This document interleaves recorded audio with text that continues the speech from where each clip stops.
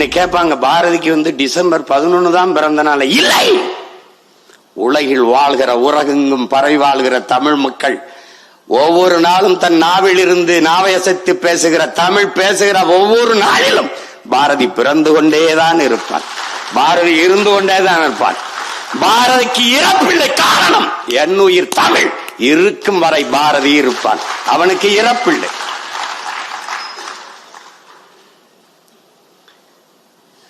பாரதியை போற்றாத சமூகம் ஒரு பதறு சமூகம். உன் மொழி நிராகரிக்கப்பட்ட இடத்தில், உன் மொழி புறக்கணிக்கப்பட்ட இடத்தில், பெரும்பாவளன் பாரதி நிராகரிக்கப்பட்ட இடத்தில் உன் குரல் வலை நெரிக்கப்படுகிறது என்பதை நீ கவனத்தில் வச்சுக்கணும். பாரதியை போற்றல, உன் தமிழை போற்றல. ஏன் பாரதி போற்றப்பட வேண்டும்? ஏன்? உயர் வகை காட்டும் உயிர் தமிழுக்கு புதுநெறி காட்டிய புலவன்கிறான் பாரதிதாசன். என்னடா புதுநெறி காட்டினான்? அன்பார்ந்த தமிழின சொந்தங்களே, என் உயிர் சொந்தங்களே, அறிவார்ந்த பெருமக்களே, தமிழ் இலக்கிய உலகிலே பக்தி சங்க இலக்கியங்கள் முடிஞ்சிருச்சு. பக்தி இலக்கியம் எல்லாம் முடிந்து விட்டு வறண்டு போய்விட்டது. நாயக்க மன்னர்கள் ஆளுகிற காலத்தில் தமிழ் இலக்கிய உலகம் ஒரு வறட்சியை பெற்றுச்சு. வறட்சி வந்துருச்சு, வறண்ட நிலம் போல ஆயிருச்சு. அந்த இடத்தில் ஒரு தூறலாக இல்ல, ஒரு சாரலாக இல்ல, பெருமழையாக கொட்டியவன் தமிழ் இலக்கிய உலகிலே பாரதிதான். ஒரு மறுமலர்ச்சியை, ஒரு புது ரத்தத்தை பீச்சி ஒரு பெரும் பாய்ச்சலை தமிழ் இலக்கிய உலகத்தில் ஏற்படுத்தியவன் நமது பாட்டன் பாரதி என்பதை தமிழ் இளம் தலைமுறை மறக்கக்கூடாது. அது வரைக்கும் இருக்கிற பாக்களில் சங்க இலக்கியங்களையோ பக்தி இலக்கியங்களோ நீ பொழிப்புரையை தெரியாமல் பொருள் புரிந்து கொள்ள முடியாது. எனக்கும் திருக்குறள் கூட போய் என்னன்னு போய் தெரியணும் என்றால் பசிகான்பானாயினும் செய்யிருக்க சான்றோர் வலித்த வினை அப்படின்னா அது தேடணும். நீ ஒவ்வொன்னுக்கும் அந்த பொருள் பொழிப்புரை தேடிட்டே இருப்ப. மருங்கு வண்டு சிறந்த ஆர்ப்ப மணிப்பு ஆடை அது பொறுத்து கருங்கையில் கல்விழித்து ஒல்கி நடந்தாய் வாழி காவேரி. என்ன சொல்லுங்க இளங்கோடிகள்? மருங்கு வண்டு சிறந்து, இரு கரையிலும் இருக்கிற மரங்களில் வண்டுகள் ரீங்காரமிட்டு இன்னிசை இசைத்துக் கொண்டிருக்கிறது. ஆர்ப்ப மணிப்பு ஆடை அது பொறுத்து கரைகளில் இருக்கிற மரங்கள் எல்லாம் பூக்களை அப்படியே கொட்டுது நதிக்குள்ள. அது ஆடை போர்த்தின மாதிரி இருக்குது. இப்படிங்கிறது எப்படி பொழிப்புறது? என்ன பொழிப்புரை தேட வேண்டிய நிலையில் இல்லாது புது வடிவத்தை தந்தவன் நம் பாட்டன் பாரதி என்பதை நேரடியா பண்ணா. மக்களுடைய பேச்சு வழக்கிருக்க மொழியை உரைநடையை கவிதையாக்கியவன் தமிழ் இலக்கிய உலகிலே பாரதி தான். அது கம்பனும் கிடையாது, கபிலனும் கிடையாது, இளங்கவும் கிடையாது, எவனும் கிடையாது. சீத்தலை சீத்தனாரும் கிடையாது, எவனும் கிடையாது, வள்ளுவனும் கிடையாது. அதற்கு முன்பு எந்த பாவலனும் கிடையாது. பாரதி ஒருவன் தான் நேரடியா பேசின. அச்சமில்லை அச்சமில்லை அச்சம் என்பதில்லையே, உச்சி மீது வானிடிந்து வீழுகின்ற போதிலும் அச்சமில்லை. எல்லாம் 1ஆம் வகுப்பு படிக்கிற பிள்ளைக்கும் தெரியும். சொல்லாங்க நம்மள நேரடியா பேசுப்பா, புரியுற மாதிரி பேசுப்பா. புரியுற மாதிரி பேசினா அது தமிழ் புலவனிலே பாரதி தான். அதுக்கு பிறகுதான் பாரதிதாசன், பாவலரேறு பெருஞ்சித்தனான் போன்ற நம் தாத்தங்க.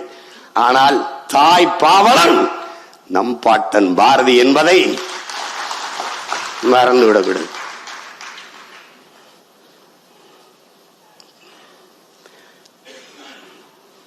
அதான் அவர் சொல்றார். அப்படி பாருங்க, தமிழர்களின் உயிர், தமிழர்களின் உயிர் தமிழ். அது தன் நிலை தமிழ் தாழ்நிலை அடைந்த போது, தமிழ்நிலை தாழ்ந்ததால் இமை தரவாமல் இருந்த போது என்ன செய்யறது தெரியாம இமை தரவாமல் இருந்த போது தமிழகம் தமிழுக்கு தகும் உயர்வளிக்கும் தலைவனை எண்ணி தவம் கிடக்கையில் இலகு பாரதி புலவன் வந்தான். அப்படி தவம் கிடக்குது, என்ன செய்யறன்னு தெரியல. அந்த நேரத்தில் இலகு பாரதி புலவன் வந்தான். அவன் பைந்தமிழ் தேர்ப்பாகன், அவன் ஒரு செந்தமிழ் தேனி, சிந்துக்கு தந்தை, குவிக்கும் கவிக்குயில், நாட்டிற்கு களங்கம் விளைவிக்கும் வகையை நாட்டினை கவிழ்க்கும் வகையை கவிழ்க்கும் கவி முரசு.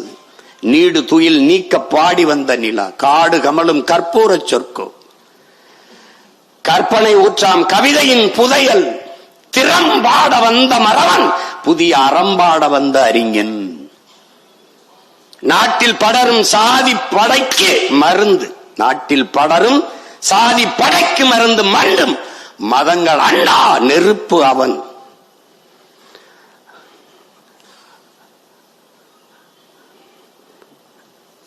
அயலார் எதிர்ப்புக்கு அணையா விளக்கவன். என்னென்று சொல்வேன், என்னென்று சொல்வேன். தமிழால் பாரதி தகுதி பெற்றதும் தமிழ் பாரதியால் தகுதி பெற்றதும் என்று புரட்சி பாவலர் பண்ணுவார். என்னென்று சொல்வேன். அவன் தான் புது ரத்தம் பாய்ச்சி தமிழால் பாரதியும் தகுதி பெற்றான், தமிழும் பாரதியால் தகுதி பெற்றதுன்னு பாடுறாப்ல புரட்சி பாவலர்.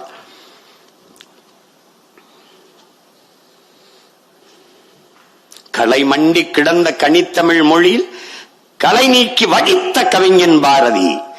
இருள் சூழ்ந்திருந்த வையம் முழுதும் எழக்கதிரான இளைஞன் பாரதி. நிலை குலைந்திருந்த நெஞ்சினை நிமித்தி நிலன சொன்ன வல்லோன் பாரதிங்கிறார் கவியரசு கண்ணதாசன் அவர்கள். இது ஒரு கொடுமையான நாடுதான். தனி ஒரு மனிதனுக்கு உணவில்லை என்றால் ஜகத்தினை அழித்திடுவோம் என்று பாடிய பாரதியை பட்டினி போட்டதுதான் நம் பாரதம் என்பதை பைந்தமிழ் இனப்பிள்ளைகள் மறந்துவிடக்கூடாது. நம்மள மாதிரி ஒரு தோழ சமூகம் உலகத்துல கிடையாது.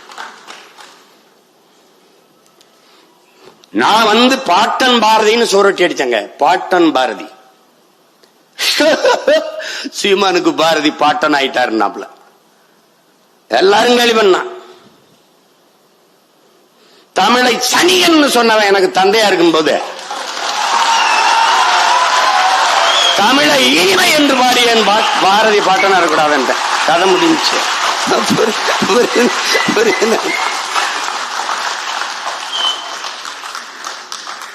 சுதந்திரத்திற்காக போராடி விடுதலை உணர்வை ஊட்டிய பாவலன். விடுதலையே வேணாம்னவன் இந்த நாட்டில். வெள்ளக்காரம்மா நீங்களே ஆளுங்கன்னவங்கெல்லாம் ஒன்னு நினைச்சுன்னு வச்சுக்கோ, கொலவெறி வந்துடும். அது நம்ம கூட்டம் பொது மேடை அல்லாதனால கொஞ்சம் அரங்கத்துக்குள்ள நானும் அடங்கி போயிட்டு போயிட்டு. எனக்கு ஒண்ணு இல்ல, இந்த அமைப்புக்கு பிரச்சனை வந்துடக்கூடாது. வரும்போது நான் கேட்டேன் என் தம்பிட்ட, வழக்கறிஞர் தங்கட்ட, டேய் இலக்கிய விழாதானடா, எதுக்குடா இவ்வளவு காவல்துறை? தெரியலையண்ணா. நான் தெரியலையே. எதுக்குடா?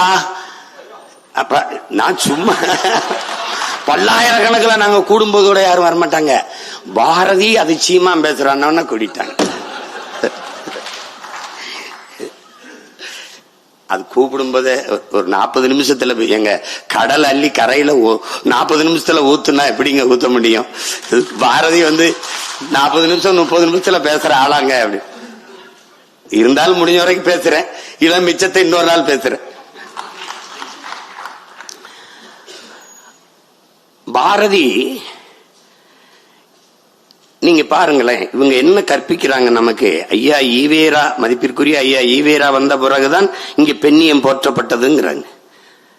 அவர் வந்த பிறகுதான் இந்த பகுத்தறிவு முற்போக்கு கருத்துகள் புகட்டப்பட்டது, போற்றப்பட்டது, போதிக்கப்பட்டதுங்கிறாங்க. அவன் பாருங்க, இவங்க எல்லாம் பேச வர்றதுக்கு முன்னாடியே பாடி முடிச்சிடறான். மாதர்தம்மை இழிவு செய்யும் மடமையை கொளுத்துவோம்ங்கிறான். பெண் விடுதலை வேண்டும்ங்கிறான். தையலை உயர்வு செய்யுங்கிறான்.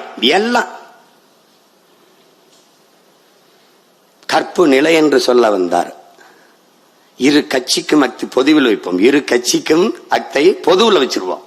ஆணுக்கும் பெண்ணுக்கும் சம. கற்புனா கற்பு பெண்ணுக்கு மட்டும் இல்ல, 2 கட்சிக்கும் பொதுவில் வச்சிருவோம். வற்புறுத்தி பெண்ணை கட்டி வைக்கும் வழக்கத்தை தள்ளி மிதித்திடுவோம்ங்கிறான். எப்படி? அப்படி ஏற்றி மிதிடாங்கிறான். நேரடியா அவங்களுக்கு புரியுது பத்தியில.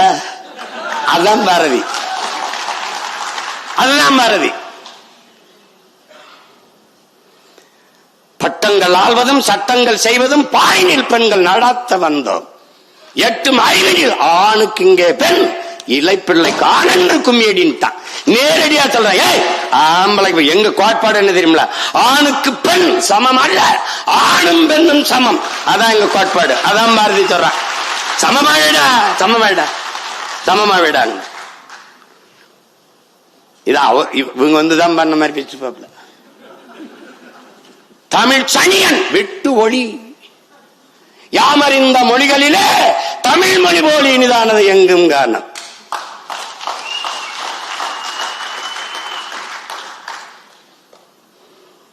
பாமரராய் விலங்குகளாய் உலகளைத்தும் இகழ்ச்சி சொல்ல நானும் அது தமிழர் என்று கொண்டு வாழ்ந்திடுதல் நன்றோ சொல்லீர். தேமதுர தமிழோசை திசை எங்கும் பரவை செய்தல் வேண்டும்ங்கிறான். பேர்ல மட்டும் தமிழன், அது பத்தாயிரா, அது பத்தாதுங்கிறான். யாமறிந்த புலவரிலே கம்பனை போல் வள்ளுவன் போல் இளங்கோ போல் பூமிதனில் யாங்கனும் பிறந்ததில்லை. அதோட நிறுத்தணும்ல. உண்மை இது வெறும் புகழ்ச்சி இல்லை.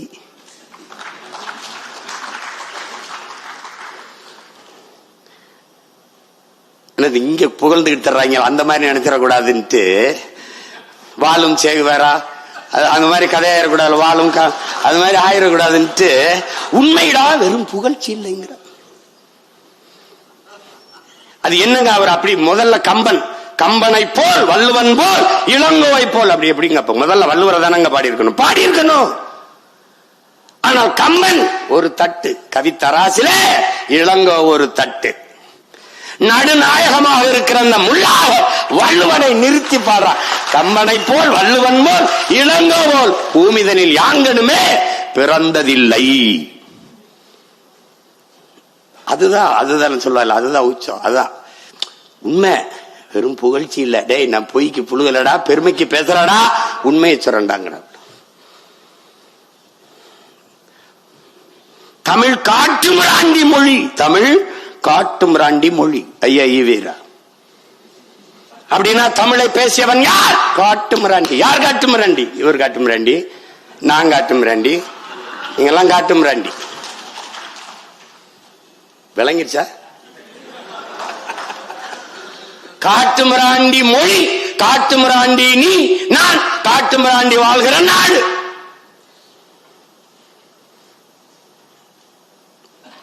அவ எப்படி அந்த நேரத்தில் தான் சொல்றான், யாம் அறிந்த மொழிகளிலே தமிழ் மொழி போல் இனிதானது எங்கும் காணோம். காட்டு மிராண்டி மொழின்னு சொல்லும்போது சிங்களம் புட்ககம் சாவகம் தீவு பலவினுக்கும் சென்றேறி அங்கு தங்கள் மீன்கொடியும் புலிக்கொடியும் நின்று சால்புற கண்டவர் தாய் நாடுங்கிறான். எவ்வளோ யாரா அவன்? காட்டு மிராண்டி கிடையாதுடா, இவனாடா காட்டு மிராண்டி. தமிழ் திருநாடு தன்னை தமிழ்நாடு நீ பேர் வைக்க கிடையாது தம்பி, நீ நல்ல கவனி. தமிழ்நாடுன்னு பேர் வைக்கல, இந்தியா விடுதலை அடையல, அவன் அடைந்தான். மாநிலங்கள் பிரிக்கல, அவன் பிரிச்சான். தமிழ்நாடுன்னு பேர் வைக்கல, அவன் வச்சிட்டான். அதனால யார் அவன்? காலத்தை உருவாக்கிய கவிஞன், கால ஞானி, தீர்க்க தரிசி, அவதாரம் அவனே. அதனால உலகத்தில் ஒருவன் அவன், உலகத்தில் ஒருவன் அவன். அவன் முடிவுண்டா அது வேற. தமிழ்நாடுன்னு சங்கரலிங்கனார் வருவாரு, 79 நாள் போராடுவாரு, இறப்பாரு. அப்புறம் அறிஞர் அண்ணா என்கிற பெருந்தை வருவாரு, அவருக்கு பேர் வைப்பார். அதெல்லாம் அவனுக்கு தெரியும், அவன் வச்சுட்டான். தமிழ் திருநாடு தன்னை பெற்ற எங்கள் தாய் என்று கும்பிடடி பாப்பா, அமிழ்தில் இனியதடி பாப்பா, நம் ஆன்றோர்கள் தேசமடி பாப்பாங்கிறான். இவர் காட்டு மிராண்டிங்கிறாப்ல, காட்டு மிராண்டிகள் வாழ்கிற நாடுங்கிறாப்ல. ஆன்றோர்கள் தேசமடி பாப்பா, சொல்லில் உயர்வு சொல் தமிழ் சொல்ல, அதை தொழுதுபடி திரடி பாப்பாங்கிறான்.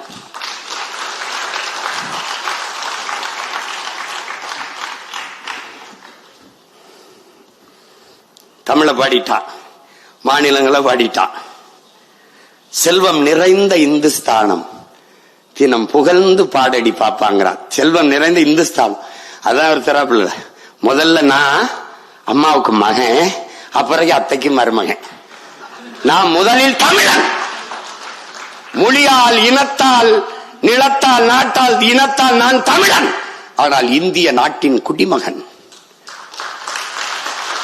இந்திய தேசத்தின் குடிமகன். அத விளங்கினோம். அததான் அவன் சொல்றான், வந்தே மாநிலம் என்போம் என்போம், எங்கள் மாநில தாயை வணங்குதும் என்போம். அதனால அவன் நேரடி வாரிசு நான் தான். உங்களுக்கு புரியுதா? அவர் கொள்ளு வாரிசு, நான் கொள்கை வாரிசு. விளங்கிட்டு நினைக்கிறேன். பிச்சு உதறிடும். அவன் கிட்ட வேணும் போக முடியாது. எத்தனை 100 ஆண்டுக்கு வேணாலும் அவன் செருப்பு வச்சு எல்லா பையிலும் அடிக்கலாம். உங்களுக்கு என்கிட்ட தர்க்கத்துல நீ என்னை ஜெயிக்கிறதுக்கு எத்தனை புறப்படுத்து வந்தாலும் வாய்ப்பில்லை, வாய்ப்பில்லை ராஜா. நீ ஒண்ணும் பண்ண முடியாது. நீ ஒண்ணும் பண்ண முடியாது. அவன் என்ன இங்கே நாளை என் தாய்மொழி இறந்து விடுமானால் இன்றே நான் இறந்து விடுவேன்கிறான் வார்மொழி கவிஞன் ரசூல் வம்சத்து. எங்க பாட்ட என்ன சொல்றான்? சொல்லவும் கூடுதலை சொல்லும் திறமை தமிழ் மொழிக்கு இல்லை. அது சொல்ல முடியலடா, டே பதட்டமா இருக்குடா, டே சங்கடமா இருக்குடான்னு சொல்லுவோம்ல, அது சொல்றான். சொல்லவும் கூடுதலை சொல்லும் திறமை தமிழ் மொழிக்கு இல்லை. மெல்ல தமிழினி சாகும், அந்த மேற்கு மொழிகள் புவிமிசை ஓங்கும் என்றெந்த பேதை உரைத்தான். அந்த வசை எனக்கு எய்திடலாமா? டே அந்த செய்தி எங்க காதுல விழலாமாடா? சென்றிடுவீர் 8 திக்கும் கலை செல்வங்கள் யாவும் கொணந்துங்கு சேர்ப்பீர். சாயவற்றாலியடா மொழி என்ன? இப்ப எங்க பாட்ட என்ன சொல்லிட்டு போறான்? மெல்ல தமிழ் இனிச்சா. அவன் சொன்ன இனிதானது எங்கும் காணோம்னா. ஆமா பாரதி, எங்கேயும் காணாம பாரதி, எங்கேயும் காண, இங்கேயும் காண. ஒரு பாவலன், நீ பாரதி மேல எனக்கு என்ன வியப்பு? ஒண்ணு இல்ல. பாரதிக்கு எவன் தமிழ் படிப்பிச்சான்? அவன் மேலதான் எனக்கு, அவன் மேலதான் அவனுக்கு அறிவு புகுட்டியவன் எவன்? அவன் மேலதான் காதல். அவன் தான் பேர், அவனைத்தான் போற்றணும். நினைச்சு பாருங்க, தமிழர்கள் எவ்வளவு மாண்பு மிக்கவர்கள், மனிதநேயவாதிகள் மட்டுமல்ல, உயிர்மை நேயர்கள் என்பதை காட்டுறான். இவன் பரம்பரையே உயிர்மை நேயம் கொண்டது, இயற்கை வழிபாட்டு மரபினர். அதனால என்ன செய்யறான்? பிறப்பு ஒக்கும் எல்லா உயிருக்கும் வள்ளுவ பெருமகன். பகுத்துண்டு பல் உயிர்கள் ஓம்புகிறான். இவன் என்ன பண்றா? காக்கை குருவி எங்கள் சாதிங்கிறான். நீல் கடலும் மலையும் எங்கள் கூட்டம், நோக்கும் திசையெல்லாம் நாமின்றி யாமின்றி வேறில்லை, நோக்க நோக்க களியாட்டம்ங்கிறான்.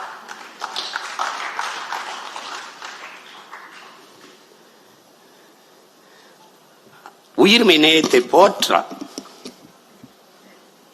நீங்க வியப்பா இருக்கும். அக்கினி குஞ்சொன்று கண்டேன், ஆங்கோர் காட்டில் ஒரு பொந்திடை வைத்தேன், வெந்து தனிந்தது காடு, தளல் வீரத்தில் குஞ்சென்று மூப்பென்று முண்டோ, தத்தறிகிட தித்தறிகிட தித்தோம் அப்படிங்கிறான். சரி, ஏன் அந்த அக்கினி குஞ்ச கொண்டு போயிட்டு கிளையில வைக்க கூடாது? அடிமரத்தில் வைக்க கூடாது? அவன் சொல்லிருக்காம, அங்க ஒரு கிளையிடை வைத்தேன், அங்க ஒரு மரத்திட வைத்தேன், அப்படி சொல்ல.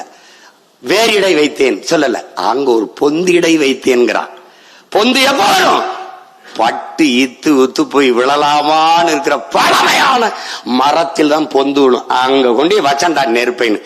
இந்த மண்ணில் பன்னெடுங்காலமாக இருக்கிற பழமைவாதங்கள் பொசுங்கி சாகட்டும்டா, புதியன பிறக்கட்டும் போடுறான். அது வராம குறிப்பா போடுறான். அதனாலதான் உலகில் ஒருவன் பாரதி. உலகத்துல எவனா இருந்தாலும் இறைவன்கிட்ட போய் என்ன பண்ணுவான்? எனக்கு நல்ல புத்தியை கொடுங்க, உலகத்திலே நல்ல புத்தியை கொடு. ஏன் உலகத்தில் பாரதி ஒருவன்? உலகத்திலேயே இந்த பிரபஞ்சத்திலே, இந்த பூமி பந்திலே இறக்கி முன்பு ஒருவன் நின்று சொல்லடி சிவசக்தி, என்னை சுடர்மிகும் அறிவுடன் படைத்து விட்டாய், எனக்கு நிறைய அறிவை ஏன் கொடுத்தாய் என்று கேட்டவன் உலகத்திலே ஒருவன் தான், பாரதி தான். அதுக்கப்புறம் போய் இந்த பயிலெல்லாம், எனக்கு கை காலுக்கு நல்ல சொத்து கொடு, என் குடும்பத்தை நல்லா பாத்துக்க, எனக்கு நல்லா இது பண்ண, நான் என் குடும்பத்தையும் பிள்ளை வீட்டிலையும் காப்பாற்றணும், எனக்கு பாடுபடணும், எனக்கு உடம்புல தெம்ப கொடு, இதான்டா வேண்டுவான். சொல்லடி சிவசக்தி. அவன் சொன்னான் பாருங்க, வல்லமைதாராயோ, எனக்கு நல்ல வலிமையத்தா. எதுக்கு? இந்த மாநிலம் பயனுற வாழ்வதற்கே, பிறருக்காக உழைக்க என் உடலிலே வாழ்வை கொடு என்று கேட்டவன் பாரதி. அதனால அவன் நம்ம பாட்டேன்.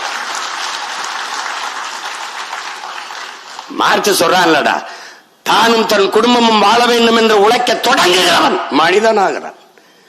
தானும் தன் குடும்பமும் வாழ்வது போல தான் பிறந்த சமூகமும் வாழ வேண்டும் என்று உழைக்க தொடங்குகிறவன் மாமனிதனாகிறான் என்று.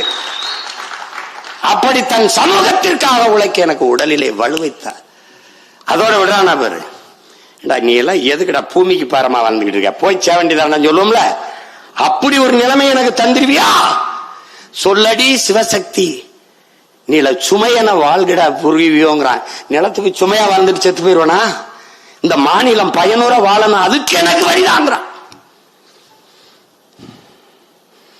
சுடர்மிகும் மதி கேட்டேன், கேட்டுக்கிட்டே வாரான். இறைவன்ட்ட கேக்குறான். கேட்டு இவரு இதெல்லாம் கொடுக்கறதுல உனக்கு எதுவும் பிரச்சனை இருக்கா சொல்லு. அவன் பேசுறான், நீ தம்பி ராகவேந்திரா, எனக்கு ஒரு 100 ரூபா தேவைப்படுது, கொடுக்குறியா? இல்ல ஒன்றை இல்லைன்னா சொல்லு, நான் வேற ஆள்கிட்ட பாத்துக்கிறேங்கிற மாதிரி.